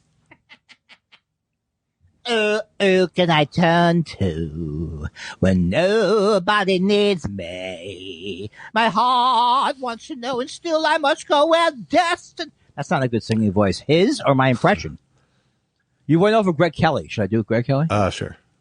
I'm told once Chris Rock told a tasteless joke in an award ceremony, and with Woody Allen and his wife in attendance. Too soon ye? I always appreciate a soon ye callback. Sure. Oh, you have a second. You do remember I Bob. wrote that joke, right? Oh, yeah. Absolutely, because it's one of the best jokes of all time. Well, shit, please. I'm blushing. Tweepahara is back after a Greg Kelly break to say whenever Andy remembers his father calling him stupid, it's in the voice of Thurl Ravenscroft. I don't know that guy. Do you? You're a dipshit, Mr. Kindler. What's happening over there? Did you not feed them? I did not feed them for a week or two. Thanks for bringing it up. Yeah. Right? Yes. Mike Parrish says, I consider myself to be fastidious when it comes to personal grooming. When was the last time you took a good look in and around your ears for unsightly hairs? Have you ever seen an old man with forest growing out of his ears? Do you pluck or trim? I use an electric thing. It's one of my biggest fears, and it should be every aging person's fear. And you have to have your wife look after you. Your wife should be looking after you. Yeah, my wife. Your wife shouldn't let you have things coming out of your nose. Yeah, my wife doesn't doesn't get into the micro very much. I think maybe because Susan's a photographer, she notices it. Like she'll notice when I have like crazy eyebrow. Yeah, hair. I think it's more she's super picky, and that's why she became a photographer. True. I can't believe I don't feel well. This is so terrible. I really don't. Hold on a second. We're going to hear something that I do when I'm sick sometimes. And Are you going to retch?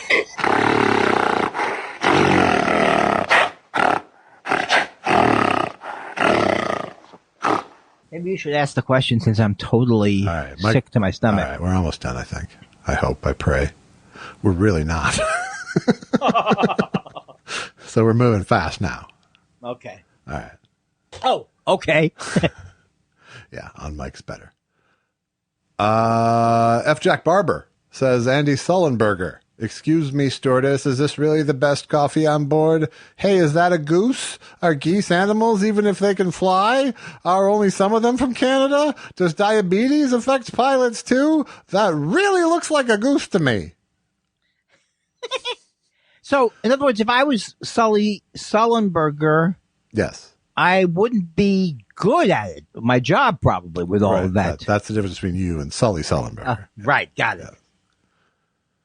Don't Call Me Boopsy says, oh man, I missed 250. Anywho, that reminds me of when I was trying to listen through the archive and I was having anxiety that Andy was going to keep putting off contacting Fred Willard, knowing when he would pass. It made me happy when I learned they spoke. Oh, that is really something else because I was worried too and I did contact him, but I do you think that in general you're good with the people? Well, I think you are. The answer is that you are good with the people, keeping in touch with your friends. I'm pretty good at it. Yeah. Yeah. Yes, that was just a shock because I was friends with both of Mary and Fred. It just seemed crazy to me. Yeah. But I know that people pass away.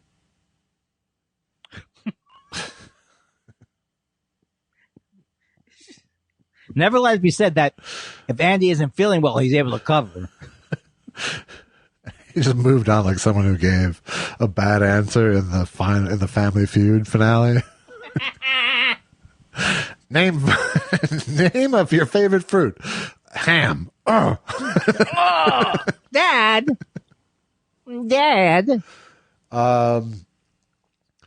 Dan Wade says, hey guys, I've been thinking about, wait, what? And the saddest part about it is 15 years ago, John Worster was using it to great comic effect, and now that's gone.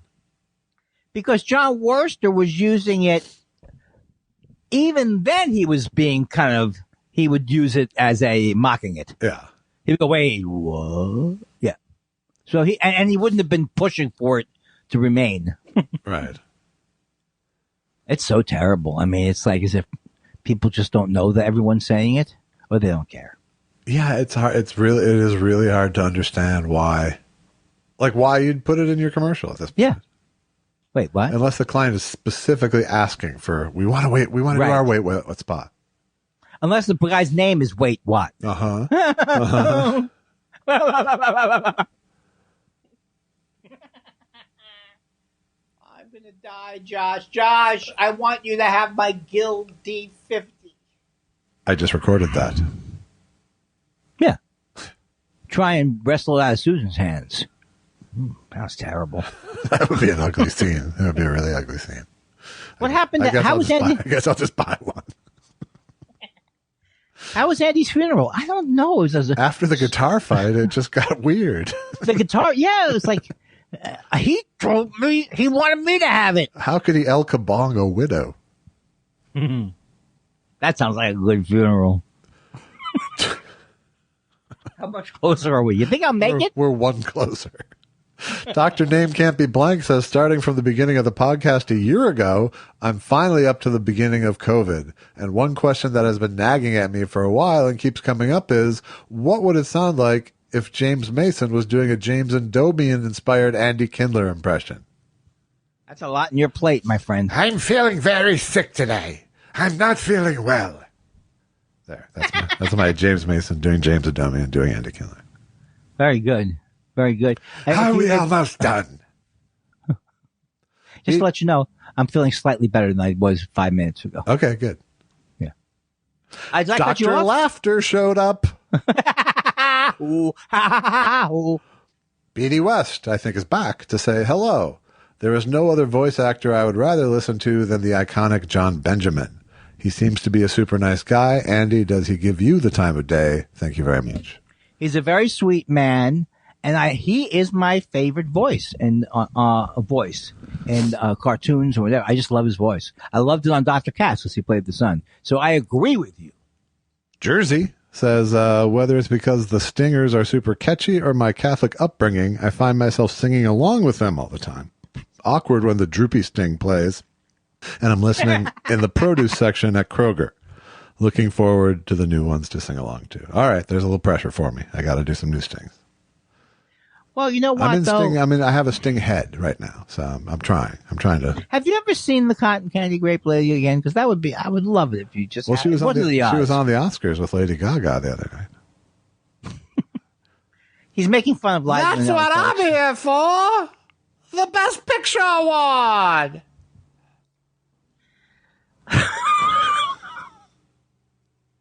No comments or something. I don't know. Julian Valentich says, this may well have come up by question time, but did anyone ever get super irate over a joke you delivered? What, when, how? What would have been the fair punishment for Smith by the Academy, if not the law? Finally, Andy, best Taekwondo move when a fan is rushing the stage. I think if they're rushing a stage, the best move would be a front kick because they're lower than you, and there's no reason to get fancy with it. Yeah. Meet them head on with a front kick. Yeah. And Or a guitar, as we've seen. And I forgot the rest of the question because this is the way I used to be when I didn't follow along. Did anyone ever get super irate over a joke you delivered? Oh yeah, I thought I told this story a million times. I did a thing about the Holocaust. My jokes about the Holocaust. The Jewish guy got very, very upset. He was a TV writer. Yeah. And we had it back and forth on the phone for many, many weeks about it. But I think he means in the audience. Oh, in the audience. Yes. What's the question? Wow. Okay. Why don't you answer it? I have had. We've talked about this, but yeah, I have had people get super irate. I've had a guy charge the stage before. And now I get it. We're in the club now again, right? Yes. Now I get what you're saying. Yes. The closest it came. Oh, so what happened? Luckily, the bouncer got him. And what did you? I can't imagine you saying something that would make someone rush the stage. Well, it was a drunk who had wandered off the street basically during the show, and who had now gotten the attention of everyone in the fucking room. So I had no choice but to sort of hammer him down. Right. But he didn't fully grasp the context of what he had walked into. Right, so he just kind of saw at this me. guy with a microphone making fun of him, and he came at me. And then they kicked him out, and then he came back in and came at me again. Seriously? Yes. Were you nervous about it, or you felt like they had you? At that point, I felt like they had me, and then, including like waiting, making sure I made it to my car and stuff, Why was that guy? Okay, well, we don't know why he was that way. Did you guys still He was keep in drunk. touch? He was clearly drunk. Yeah. Very true. But it's just, it was one of those shows that it was a bar, so it wasn't configured like a showroom. Mm-hmm. So there was kind of like people to my right and people to my left, and this guy sort of in the middle. Yes. So there was just no way around making him the center of the universe. I had a guy stand up and yell, but he didn't do anything. Oh, yeah, I've had that a few times, but that, and then there's the, I've had the biker, my famous biker story where my mom and grandma and wife were all there, and kid was there too, and I won over the biker gang. Well, they were making a lot of noise? Making a lot of noise. I found the right one. I said, what's your name? And they loosened up. I said, what's your name? And he goes, light bulb. And I said, I'm guessing that's not because you had a really good idea. And then after that, they were buying me drinks. Were they putty in your hands? But they were putty in my hands. And they were, but they were really rowdy before I. Right. So it was fun to do in front of my mom. Because she was genuinely scared. Yeah, you don't want that. That's the kind of thing you don't want to have happen with the family. And I was at fucking Acme. That's not in even the this. really Like, old, in the really old days of Acme before they had their shit together at all. Well, you mean like during the time period where I got bumped down the middle? That doesn't speak to them not having their shit together, really. Other than that's like a reasonable decision. Yes. Maxine Jeffries was who you flipped with, is my right? Yes. And she was not that strong an act. No, she wasn't, but stronger than me. Certainly stronger than me. But I've told this a million times, but the one night I went, I'm doing well tonight, and it was Frank Conniff was in the crowd. All right, yes, of course you were doing well. I was like, things are picking up. He's laughing like crazy. Yeah.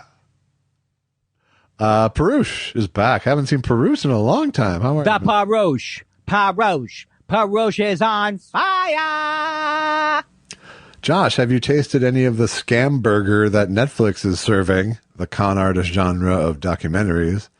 Are they the hack documentarians? Are they the hack documentarians? Hack you documentaries?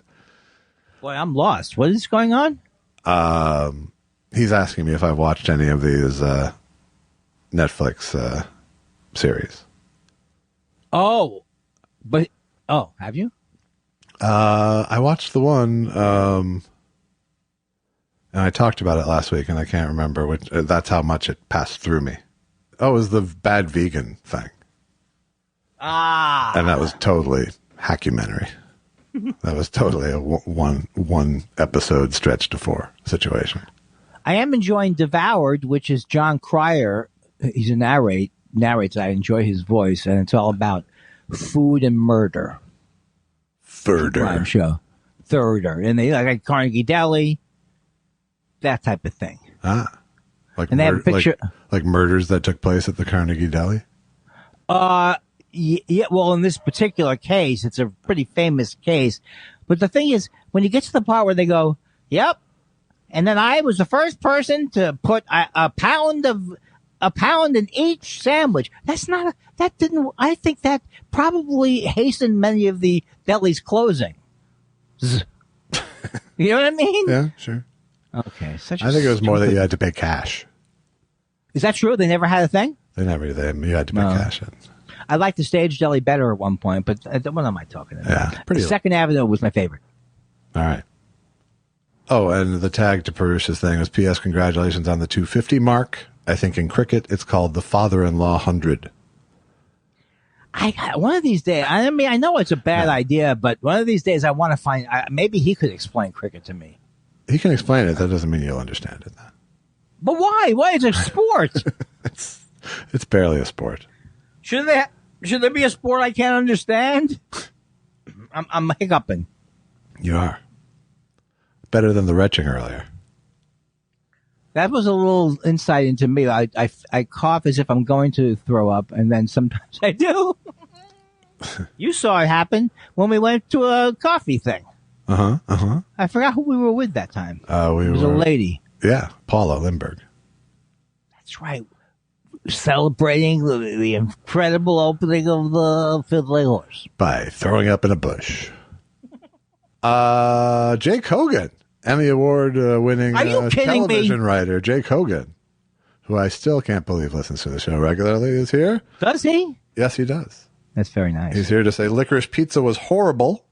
I grew up in the Valley at that exact moment, and nothing about that movie rang true. I think that's true. What's the movie that you had the highest hopes for that let you down the most? Wow. That is hard. Probably the... I don't know. I didn't really have that high hopes for it, but that the Force Awakens, when the Star Wars came back for this last 3 around, that was pretty disappointing. Yeah. Phantom Menace. You know what a Phantom Menace is? This is my ex-girlfriend, and then you add the joke and let me know. All right, I'll fix that in post. I can't think of what, because I don't. Well, part of it is that I don't get my hopes up very high for movies to begin with. Yes, so that's not your style. There's not a long way for me to fall, no matter what. Although you and I did watch Rocky Horror every week for 12 years. Yes, together. Alone in a room. I saw Fame. I saw Fame recently. The original, Isn't that one of your favorite movies? The original Fame. It's not one of my favorite movies, but I do like it because I saw it so many times on cable. Right. So I really did. I enjoyed it because there was a couple of, I don't know, forget it. But it was fun. I just love that it's a musical, but it's in Serpico, New York. I know. And I love the father, one of the people, who's like, yeah, that's my son, Bruno. That's Bruno. And there were good performances in that movie. There was. No, I would say Irene Cara did an excellent job. She did. No, it's it is interesting that it does kind of. I think I saw it recently for the first time in years, and it holds up in its way. It doesn't, and also, who was the guy who was like, I don't recognize him really, but he was the guy who was kind of weird, like he was one of the stars of the movie. He was very odd. He made up stuff about himself. Oh God, just go away, Andy. I don't remember the actor's name. The one who played the one who became a stand-up comic. Yes, that guy. Yeah. Although, and I've told the story a million times that the guy who played one of the leads bought a stereo from me when I was selling stereos. Because Fame became a TV show. It did. And I think he was in the TV show. A couple of people were in both.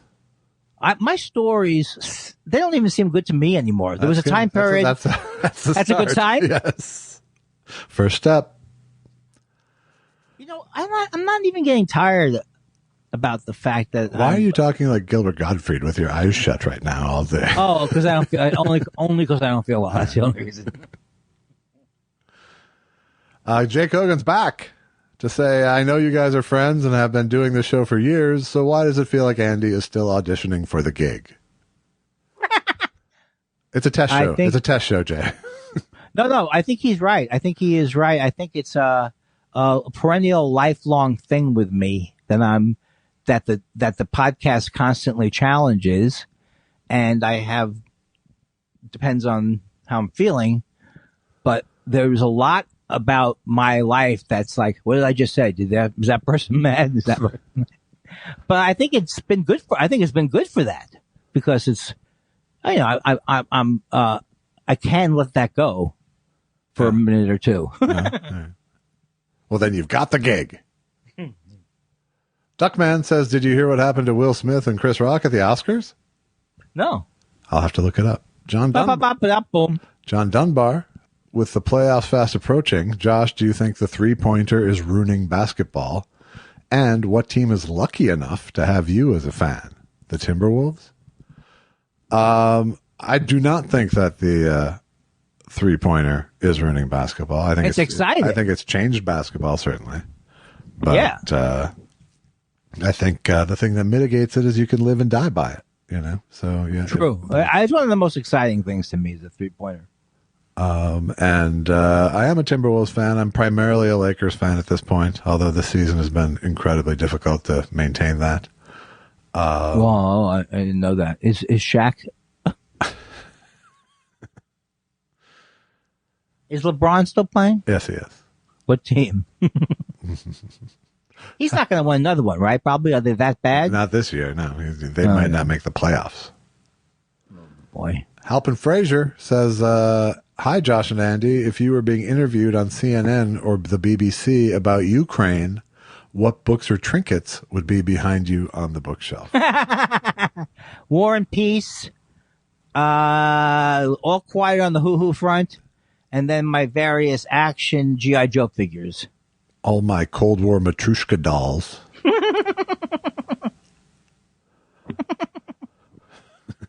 Please tell me, Josh, there can't be 30 or 40 more of these left, are there? There's not 30.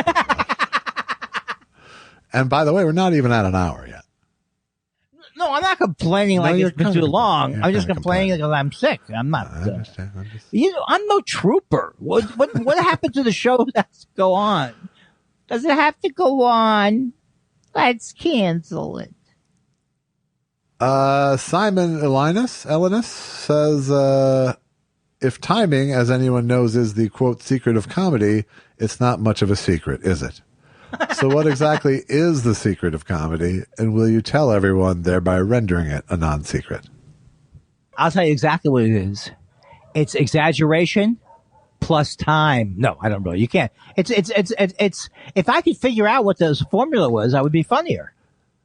Well, I mean, I think in your case, you have figured out the formula. It's self-sabotage followed by self-deprecation followed by. Do you have to do that today as I'm recovering from my COVID booster? I mean, is that completely necessary? Anyway, Josh, I don't know why I'm doing Gilbert Gottfried. Look like it. You know why? It's not a bad technique. Because you can say horrible things and then you pretend that you didn't see it. Joshua Cohn, Jewish fella, says, Jelvis. That sounded funny.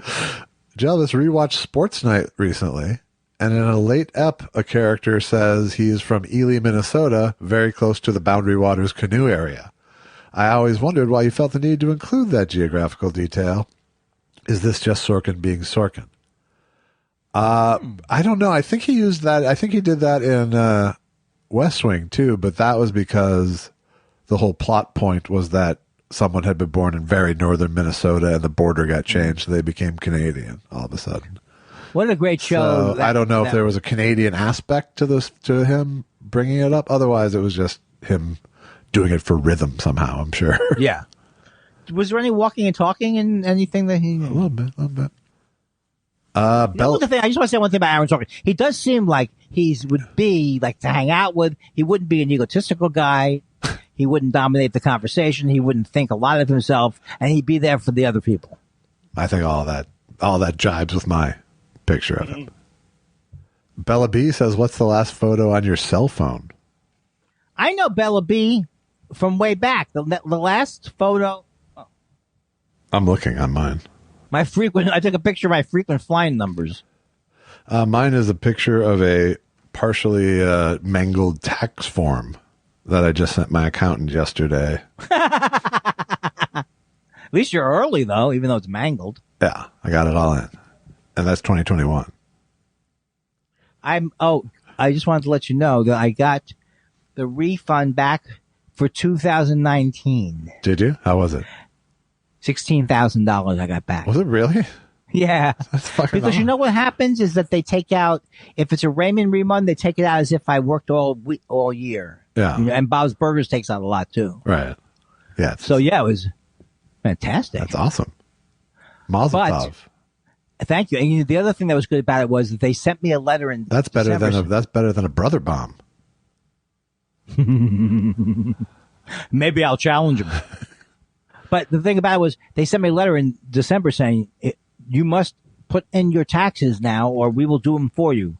And so I was afraid they had done them for me before my accountant did them. Yeah. So now I could have an OCD vacation. Yeah. And now she's working on 2020 and I'm almost done with 2021 because we didn't go anywhere. Right. Yeah. It's easy, right? Pretty goddamn easy. Yeah. Yeah. I'm very proud of myself. The thing about people say about me is, I get it done. I don't put things off. No, not you. I'm also direct as a person. I don't hold grudges. And a third myth. Richard Cole says we haven't heard from Joseph Mengele for a while. Does he think Jon Stewart is a thinker? Well, I think he's a Jew. I think we should start there. Don't be fooled by Stewart. His real last name is Jewson. Berg. We're shutting down this joke, Mengele. You're not shutting down this joke. I will not have this joke shut down by an insolent Jew. We're shutting it down, Mengele. Go away. He loves talking about the Jews like that. Yeah. You're an insolent Jew. He's not a thinker. He's not a thinker, Josh. He's not a thinker. Why did you have to include that in the issue? I'm just kidding. That's my hook now. Yes. I sound like Pat Cooper when he yelled at Howard Stern that time. Yes, you did. You are not the genius of me. Lines like that. Yes. Chaotic Neutral says, so the Senate voted to get rid of daylight savings time and the House is about to vote on legalizing marijuana. If they end up discontinuing... Is that true? Yes, they passed it. The House. And what about the Senate? We don't know. It hasn't happened yet. If they end up discontinuing the penny, they'll make the shit they should have done a long time ago trifecta. What's next? The metric system? What's next? The metric system, choo-choo? We can bring that back? Yeah, the whole 9 meters. Hey, look, Mel. See what I did? Look. See what I did there? It was good. I liked it. It was the whole 9 yards, but you went with meters because it was a metric joke. No, you didn't get it. The whole 9 yards. You went the whole 9 meters. No, that's a complete. I was kidding. That's cruel to do to me. I know, you're sick. I don't feel well. You're sick with immunity. Yeah, isn't it weird? I mean, it really. You know what I'm talking about? I am lousy with protection. Annotated MST says they should come out with punch cards where we get a reward after our 10th booster shot hole is punched. We know it's going to happen. What do you guys think a nice reward should be? I think how about staying out of the fucking hospital? How about that, annotated MST? That's a pretty good reward, isn't it? Huh? I think you should get coffee, like coffee. You know what I'm saying? On the 10th one, you get a 12, bag of coffee. Yeah, either that or a Subway sandwich. I hate Subway sandwich. Subway You sandwich. don't like shots either, so. What's that? You don't like shots either, so. I don't mind getting a shot. Did you make an appointment or did you just walk in? Just walk. Susan made the appointment. Ah, okay. And you just so it's yes, it's really easy. Ah, okay. No, you can just walk in. But they were busy yesterday. Yeah. Might be today too. Well, it's Friday. Is that a bad vaccine day? No, but I always think Friday afternoon people rush on over the pavilions. I would think that they would get their vax on Friday so they could be sick on Saturday. Yes. Good point. Thank you. As always. I want to be done. Richard Cole says, is James Mason an account? You already had something from Richard Cole. All right. We're moving on. No. I want to hear a second question. Sorry. Is James Mason an accomplished surfer? Can Andy surf? Can I surf? No. I could do it. I did a boogie board once. Oh, did you? And were you able to boogie? I'm not a good swimmer. I'm going to admit it to you right now. Really? I can survive because I learned how to float on my back for an indefinite amount of time. Well, until I think is all you have to know. Asleep, at least. But I don't tread water well. Do you tread water forever? Sorry, I was doing a Cosby callback from 1960. This is lovely that you remember the old Cosby bits. How long can you tread water? Ha, ha, ha, ha, ha. Yeah. Of course James Mason can't surf, but he can roller skate with the best of them. And finally, J.W. Linz says, TCM presents As Kindler Remembers It. We'll see if this works. You know you don't have to act with me, Steve. You don't have to say anything, and you don't have to do anything. Not a thing. Oh, maybe just whistle. You know what to do with your lips, Bobby. Just put them together in a sexual way and blow it like you're sucking a thing, Bobby. Well, I just want to say, I want to thank Josh so much for being so nice to me today when I was sick. Ooh, ah, ee, ooh, do, do, do, do, do, do, ah!